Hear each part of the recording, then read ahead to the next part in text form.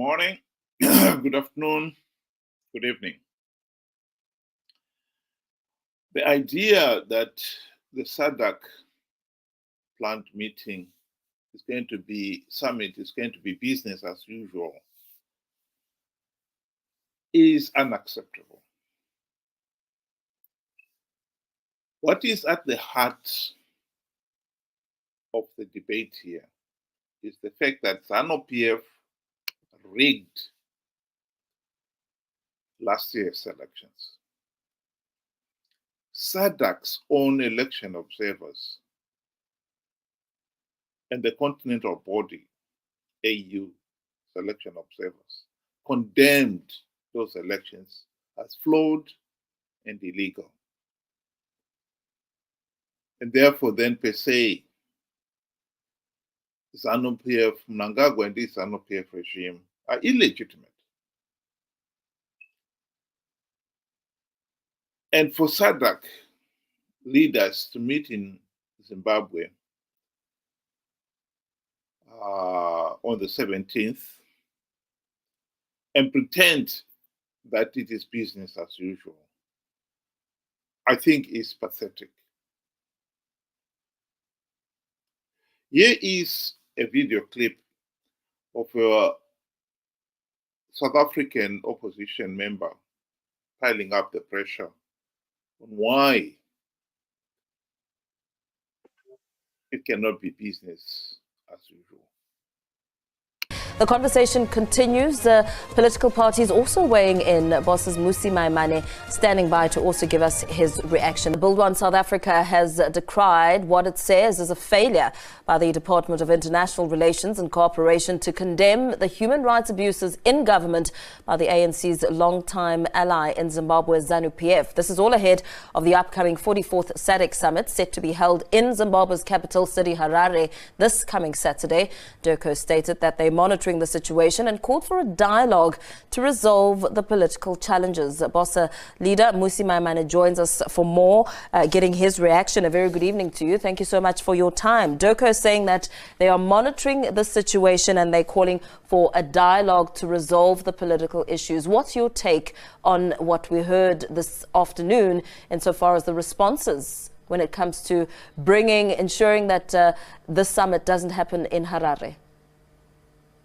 Good evening, and good evening to fellow South Africans. Zimbabwe is in a deep crisis.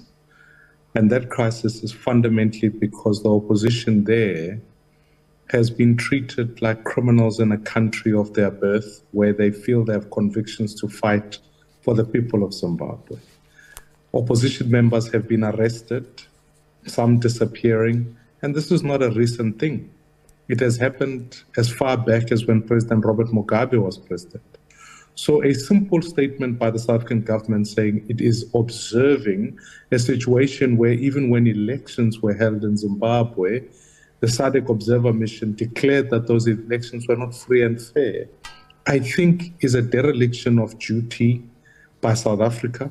It is ultimately turning a blind eye to a crisis of injustice. And no dialogue is going to resolve a violation of human rights. And therefore, I want to call and urgently state that it is time, given that we're in a state of a government of national unity, a new posture as South Africa, that in fact we move and refuse to not only participate in the SADC, but to ultimately have it move to a country upon which human rights are upheld. You speak about the government of national unity, but we know that South Africa has proven, I mean, you make mention of the election outcome as an example, that it refuses to take a tougher stance on Zimbabwe. Even with negotiations that took place with former President Thabo Mbeki, it pretty much is still the same thing that we're witnessing today. What are your expectations in terms of the posture and the position that the government of national unity should be taking on this matter, given the history and the kind of tippy-toeing South Africa has shown to Zimbabwe? I think ultimately we need a change of positioning here. We cannot be selective in where we choose to condemn violations of human rights. We need to be consistent as a country, and that's the reset that at the very least this government can take. We must restore that what is an ANC Zanu PF relationship cannot be synonymous with a South African government and parliamentary responsibility as it speaks to the issue of Zimbabwe. We will tomorrow lament the fact that there is immigration that is taking place by Zimbabweans into South Africa. We will lament many things. But actually, the beginning point would have been the stabilization of Zimbabwe. A stable Zimbabwe is good for South Africa, but it is not going to be stable if we are turning a blind eye to the issues that are taking place there. And therefore, I really believe there's an opportunity here for us to stand strong, stand for human rights, make a bold declaration. When even prior to these elections, when President Ramaphosa attended the inauguration, I thought to me was a betrayal of SADC because already there was a declaration that the elections were not free and fair. Now is an opportunity to reset all of that. And there's a massive opportunity and a burden of responsibility for South Africa to uphold here, where it in fact must be the ones who look after human rights. Botswana goes to elections next. Are we going to sit back and watch if any of violations take place in the same country? We cannot be selective in our condemnation of human rights. And therefore, I would call on Minister Ronald Lamola, the President of South Africa, and the South African Diplomatic Corps to stand strong and simply reject the fact that what is going on there is correct, stay away from the summit, or have it moved to a different country where human rights are upheld. What do you make of the... Well, I couldn't agree with him more. South Africa cannot pretend what is happening in Zimbabwe is normal. It is abnormal. And yet the response we have heard from the South African government, and this is the gentleman, Clayson Monyela, their response has been that South Africa cannot move the SADC summit, and it is normal for the incoming chairman of SADC to have the meeting, the SADC meeting, in that country. In other words, they are going ahead with this meeting. But what the ANC government is failing to appreciate here is that the situation in Zimbabwe is not normal. That is the point that should have been made repeatedly. Zanu PF rigged the elections, last year's elections. And what is more, the regime is adamant about it, is even arrogant about it. It doesn't seem to care that the elections were rigged. Here is Mnangagwa boasting about the rigged elections, last year's rigged elections. Kana vakatuka Zanu PF kana ndonyanyisa kufara kuita zvakanaka ukavona vavengi vakwashi kurumbidzwa nekuchikanganisa ukavona vachiti Zanu PF yakaipa farai because you are doing correct things for your country. Hongu takaita maelections edu kuna vamwe vaitaura zvisina musoro zvikanzi maelection anafamba zvakanaka ndezvavo.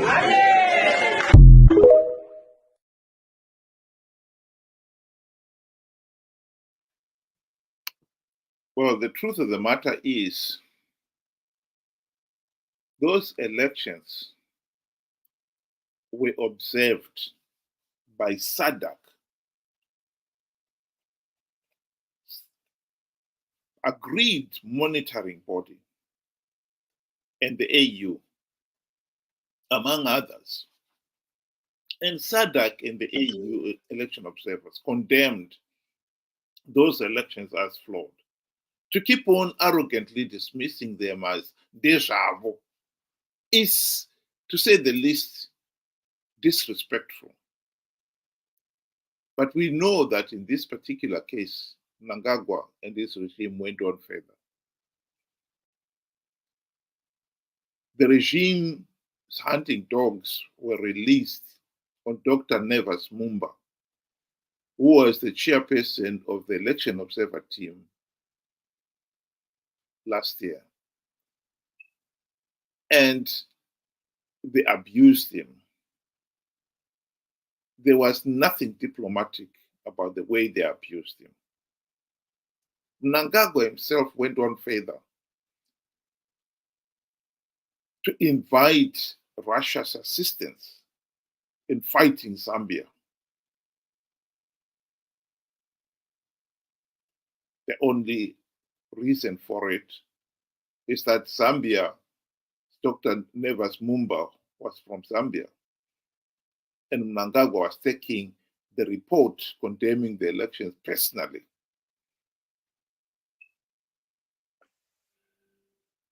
We cannot pretend that these are normal times. These are normal times. And SADC should step in and take responsibility. The third point is the regime has turned Zimbabwe into a North Korea police state. With the coming of the SADC Summit, the regime has stepped up, arresting opposition leaders, arresting human rights activists, because it knew that they are going to protest and remind everybody that Zanu PF rigged last year's elections. And per se, the regime is illegitimate. And rightly so too. And the regime's knee-jerk reaction to that was to arrest all those it feared may hold the protest. This is totally unacceptable. Over 100 innocent people have been arrested and they're in prison right now. Some of them have been tortured. SADC to continue with this summit as if nothing has happened is totally unacceptable. I think we should also make special emphasis on South Africa ANC government's role. It is no secret that ANC has propped up Zanu PF these last 2 decades. There is no secret about it. The ANC government believed that if by propping up Zanu PF, they would somehow extend their own stay in power. Because Zanu PF was a fellow Liberation War Movement party. ANC is a Liberation War party in South Africa.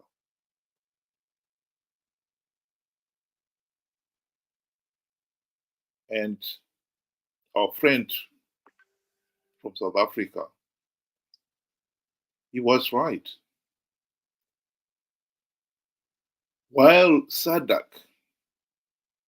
as the body, accepted Dr. Mumba's report condemning the elections last year, the regional body did not take any punitive measures against Zanu PF. And one can only guess the role South Africa played in making sure that no punitive measures were taken. Well, many other, the majority, in fact, of the SADC leaders did not attend Mnangagwa's inauguration last year. President Cyril Ramaphosa, with a high-powered ANC delegation, attended the inauguration. endorsing Mnangagwa's rigged elections.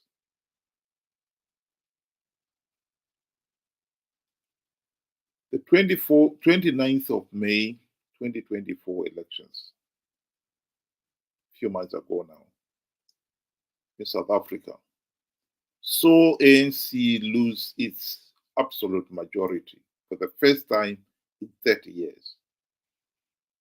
So ANC's plan and hopes that by keeping a fellow liberation war regime in power at all costs would help its own stay in power did not work. And there is now need for radical change.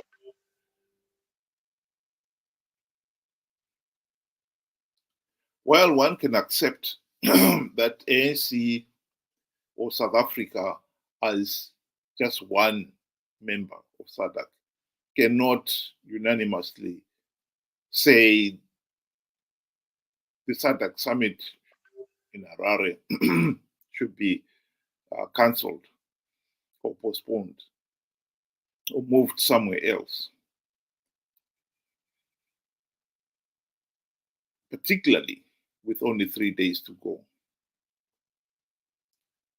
Still, one has got to accept that every SADC head of state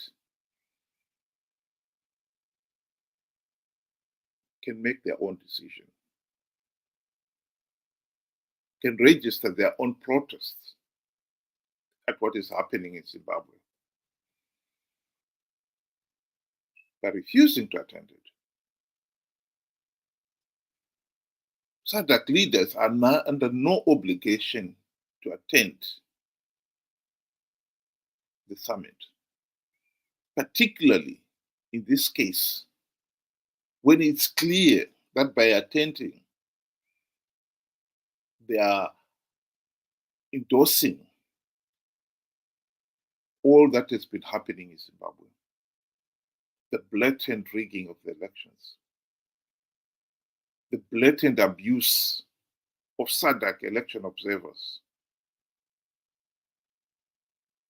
the arrest and harassment of all those who dared to say, we want free, fair, and credible elections in Zimbabwe.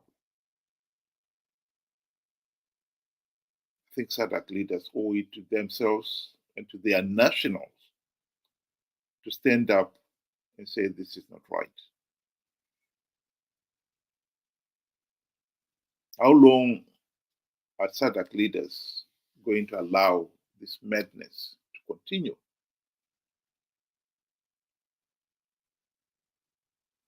I think that is a question that cannot be avoided anymore.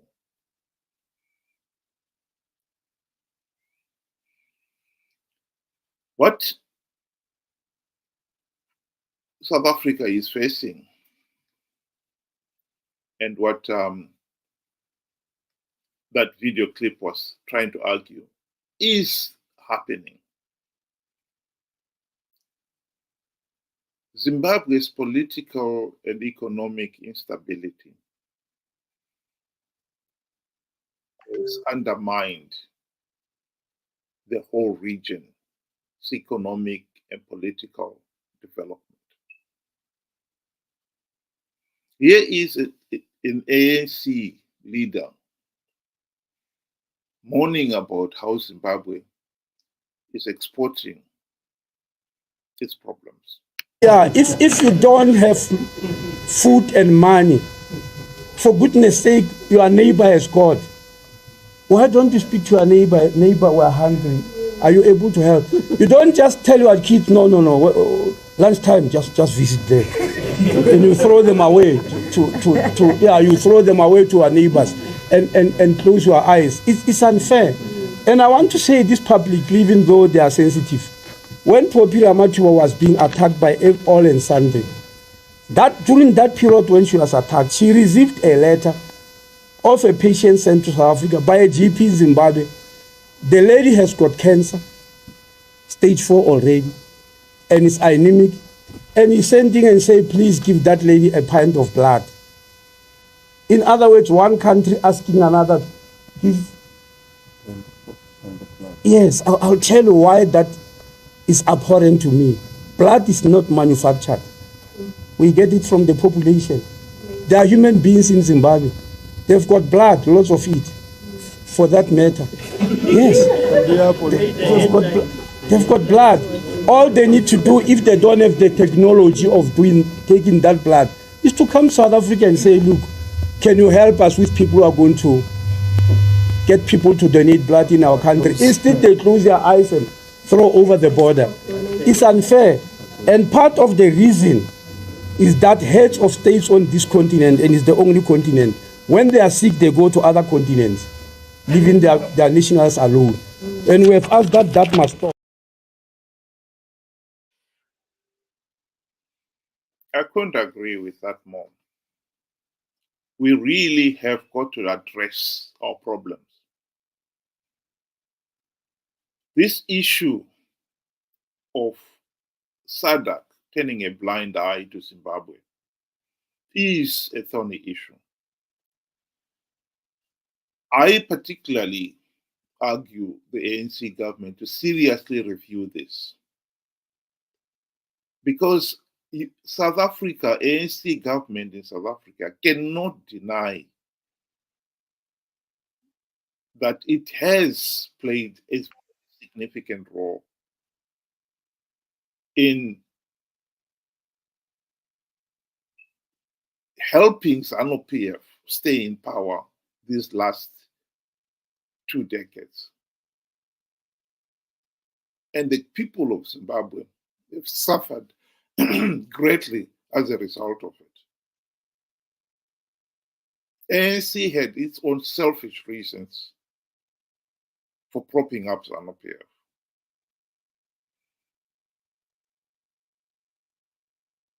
I think ANC government owes the people of Zimbabwe an apology. And what better way of apologizing than that regime standing up for the first time and doing the right thing?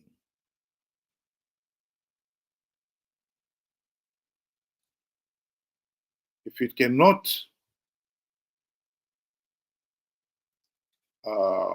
ask SADC to have the SADC Summit moved as a member state, I don't think it is within their right to do so.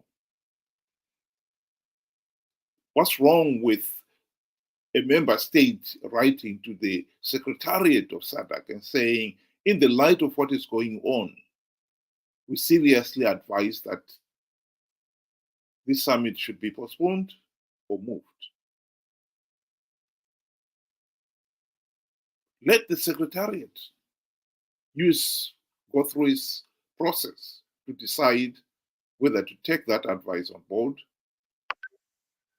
or to ignore it. But as a member, you have registered your displeasure at what is going on. And if SADC decides that the summit must go on, it is up to South Africa as a member to then decide, are we going to attend or not? What is wrong with that? And in this particular case, if you should decide, no, we are not going to attend under this situation, under the current situation, what's wrong with that? Particularly South Africa, of all the SADC countries, South Africa owes the people of Zimbabwe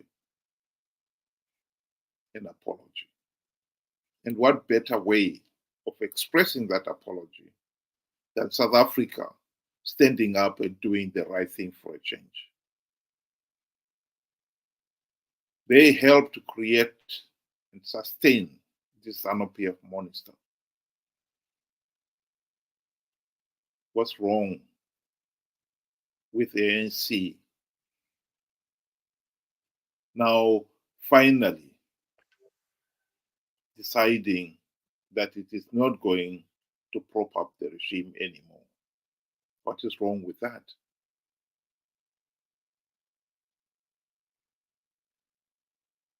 I therefore then seriously maintain that position, that if ANC continues to prop up Zanu PF,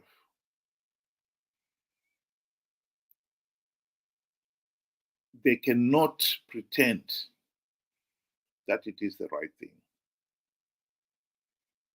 or they're doing SADC for the people of South Africa, much less the people of Zimbabwe, a favor. They're not.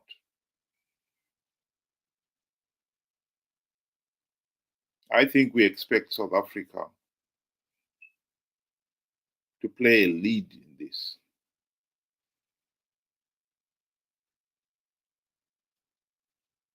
That's not to say that the other SADC members do not have a role to play anymore. I think they have. At the end of the day, how many heads of state attend the SADC Summit on the 17th is up to each SADC country's decision. But in the circumstances, the situation in Zimbabwe is abnormal and calls for a decisive move by SADC. SADC have turned a blind eye repeatedly to the lawlessness in Zimbabwe for far too long. Let me be the first one to admit it, that Zimbabweans, we have not done ourselves a great service. To be fair to SADC, SADC created the environment for us to implement democratic changes which would have ended the Zanu PF dictatorship during the 2008 to 2013 GNU. We wasted that opportunity. I'll be the first one to put up my hands on that one.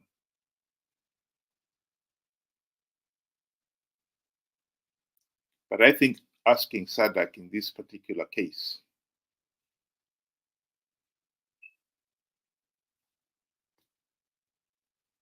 to withdraw, not to participate, is not asking for too much.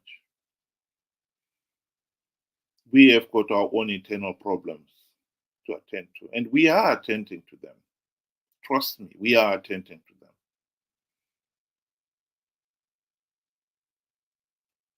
But that should not stop SADC leaders doing the right thing.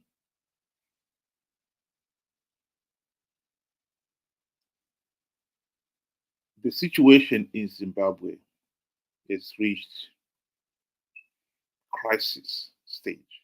People are being arrested, harassed. There are army, police, CIO deployed all over the country. There are videos of army trucks and police trucks in the rural areas. Zimbabwe is, in all but name, a North Korea police state. I don't see how anyone can pretend they don't see it. And by attending this summit, SADC leaders will be saying, it is okay. It is normal. No, it is not normal. It is not okay. I side with the South African leaders we have called for ANC and SADC members not to attend the SADC Summit in Zimbabwe. It's high time that SADC stood up and defended the SADC principles and guidelines that Zanu PF has repeatedly ignored and violated, just as the regime has repeatedly ignored and violated the country's own laws and constitutions and its own people's freedoms and human rights. Zimbabwe's economic problems and political crisis is affecting the whole of SADC. Not only Zimbabwe, the whole of SADC. And it is high time we have leaders who are prepared to stand up and say, enough is enough. Let's deal with this problem. As much as you don't have to confront the Zanu PF regime, withdrawing from attending the summit will send a very clear and loud message that Zanu PF is not going to be allowed to disregard the rules and get away with it. That is the message we want to send to the regime, that we must send to the regime. Thank you very much for listening, and have a good day.